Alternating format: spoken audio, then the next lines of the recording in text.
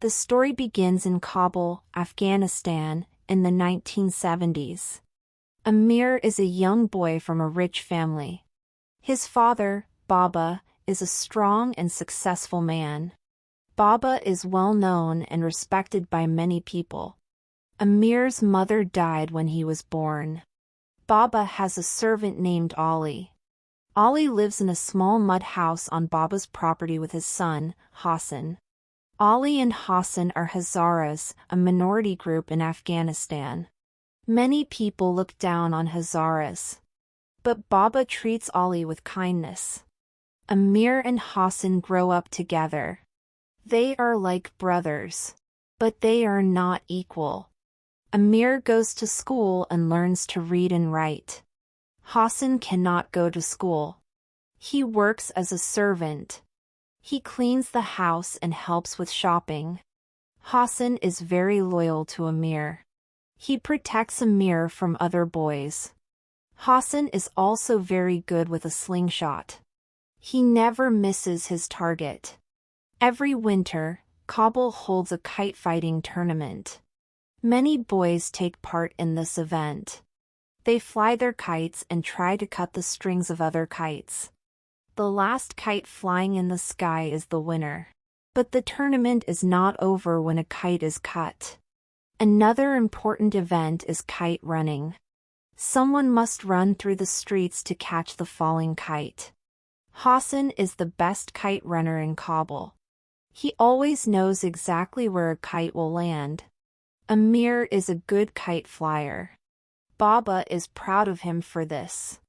Amir desperately wants Baba's love and approval. Baba often seems disappointed in Amir. He thinks Amir is not brave or strong enough. Baba wants a son who is more like himself. One day, Amir wins the winter tournament. It is the happiest moment of his life. Baba watches and smiles. Hassan runs to catch the last cut kite, a beautiful blue kite. He tells Amir, "For you, 1,000 times over." This means he will do anything for Amir. But something terrible happens. Hassan finds the blue kite. On his way back, he meets 3 older boys. The leader is a cruel boy named Asef. Asef comes from a wealthy family. He admires Hitler and likes to hurt people. Asef and his friends stop Hassan. They demand the blue kite. Hassan refuses to give it to them because he promised it to Amir. Asef becomes very angry. He attacks Hassan. Amir sees this happening from a distance. He hides and watches, too afraid to help his friend. He sees Asef do a horrible thing to Hassan. After the boys leave, Hassan takes the kite home to Amir. He does not say anything about what happened. After that day, everything changes between Amir and Hassan. Amir feels deep shame and guilt. He cannot look at Hassan. He wishes Hassan would get angry or tell someone, but Hassan remains silent and loyal. Amir cannot bear the guilt. He wants Hassan to leave. He tries to make Baba send Ali and Hassan away. He plants some money and a watch under Hassan's mattress. Then he tells Baba that Hassan stole them. When Baba asks Hassan if he stole the things, Hassan says yes, even though he did not. Baba forgives him immediately because he knows Hassan is honest. But Ali says they can no longer live there. He feels ashamed. He decides they must leave. Baba cries and begs them to stay, but Ali is firm. They leave the house. Amir watches them go from a window. He feels relieved but also empty. He has lost his friend and a part of his childhood. A few years later, in 1979, the Soviet Union invades Afghanistan. War comes to Kabul. Bombs fall on the city every day. Life becomes very dangerous. Baba and Amir decide they must escape. They sell their belongings and hire a driver to take them to Pakistan. The journey is extremely risky. They have to pass through many checkpoints. They travel in the dark and cold. At one checkpoint, a Russian soldier wants to be alone with a young woman traveling with them. The soldier wants to do bad things to her. Baba stands up and protests. He risks his life to protect her honor. The soldier points his gun at Baba. Amir is terrified. Another Russian officer arrives and stops the soldier. He lets them go. Amir sees his father's great courage. He feels even smaller in comparison. They finally reach Peshawar, Pakistan. They are safe, but they have lost everything. They are now refugees. Life is very hard. They live in a small, dirty apartment. Baba, who was once a powerful man, now works at a gas station. He becomes weak and tired. Amir grows up. He finishes high school in Pakistan. He starts to sell items at a local market to help his father. In 1981, Baba and Amir moved to the United States. They settle in Fremont, California. Life in America is strange and difficult. Baba works at a gas station again. Amir goes to a community college. They buy an old car and live in a small apartment. Baba is unhappy. He misses his home and his old life. He feels like a simple laborer, not the important man he once was. But he is proud that Amir can get an education in America. Every weekend, Baba and Amir go to a flea market. They sell used items there. They meet other Afghans. One day, Amir sees a beautiful Afghan woman named Soraya. Her father, General Taheri, is a former Afghan military officer. Amir likes Soraya very much. He is shy and cannot talk to her at first. Baba gets very sick. He has cancer. The doctors cannot help him. In his final days, Amir asks General Taheri for permission to marry Soraya. The general agrees, but only if they follow Afghan traditions. Baba is very happy about the marriage. He has a traditional Afghan wedding for his son. Shortly after the wedding, Baba dies peacefully. Amir feels a deep sadness. He loved his father but always felt he disappointed him. Amir and Soraya have a happy but quiet life. Amir becomes a writer. He writes a novel about his childhood in Afghanistan. Soraya becomes a teacher. They want to have children, but they cannot. This makes them very sad. They try for many years, but it does not happen. One day in 2001, Amir gets a phone call from Pakistan. It is from Rahim Khan, Baba's old friend and business partner. Rahim Khan is very old and very sick. He asks Amir to come to Pakistan to see him. He says, "There is a way to be good again." This sentence reminds Amir of his past guilt. He decides to go. Amir flies to Peshawar. He finds Rahim Khan in a poor, dirty apartment.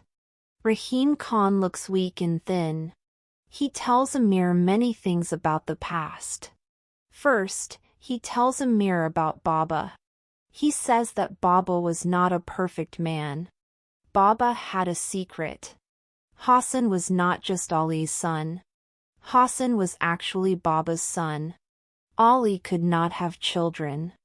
Baba had an affair with Ali's wife, Sohrab. Sohrab gave birth to Hassan, then she ran away. Baba could never publicly claim Hassan as his son because it would bring great shame. This is why Baba was always so kind to Hassan and Ali. This is why Baba was so angry when Amir accused Hassan of stealing. Baba was stealing from his own son. Amir is shocked. Everything makes sense now. Hassan was his half-brother. He betrayed his own brother. Then, Rahim Khan tells Amir what happened to Hassan. Many years after they left, Rahim Khan went back to Baba's house in Kabul. He found Hassan. Hassan was now a grown man. He had married a Hazara woman named Farzana. They lived a simple life. Rahim Khan asked Hassan to come back to Kabul with him. He wanted Hassan and Farzana to take care of Baba's old house. Hassan agreed. He was very happy to be in the house where he grew up. Hassan and Farzana had a son. They named him Sohrab. They were a happy family. Hassan learned to read and write. He read Amir's novel. He loved it. He often talked about Amir with Rahim Khan. He still considered Amir his best friend. But life in Afghanistan became worse. The Taliban took control of the country. They were very brutal. One day, the Taliban came to Baba's house. They wanted to take the house for themselves. Hassan protested. He said this was his master's house. The Taliban asked him to leave. Hassan refused. So, they took him outside and shot him. They also shot Farzana. They killed them both. Sohrab became an orphan. He was sent to an orphanage in Kabul. Rahim Khan tells Amir that Sohrab is still in Kabul. He is in an orphanage run by the Taliban. He asks Amir to go to Kabul and find Sohrab. He wants Amir to bring Sohrab to a safe place in Pakistan. He has arranged for an American couple to adopt Sohrab. He says this is Amir's chance to redeem himself. He can do good for his brother's son. Amir is terrified. Going to Kabul is very dangerous. The Taliban are everywhere. He does not want to go. He argues with Rahim Khan. He says he has a life in America. He is afraid. But finally, he remembers Hassan's face. He remembers his own cowardice. He knows he must go. Amir travels to Kabul with a driver named Farid. Farid is an Afghan who fought against the Soviets and the Taliban. He has lost many family members. He is tough and angry. At first, he does not like Amir. He thinks Amir is a coward who ran away from his country. But he agrees to help because he needs the money. Kabul is completely destroyed. The beautiful city of Amir's childhood is gone. There are broken buildings everywhere. The streets are dirty. People look hungry and scared. The Taliban drive around in trucks, carrying guns. They punish people for small things.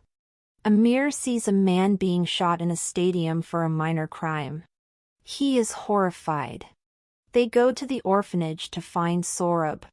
The director of the orphanage is a tired and scared man. He tells them that a Taliban official took Sohrab a month ago. This official often comes and takes children, especially young boys. He gives the orphanage a lot of money. The director is powerless to stop him. He gives Amir the address of the Taliban official. Amir and Farid go to a big house in a wealthy part of Kabul. They meet the Taliban official. He is sitting in a fancy room.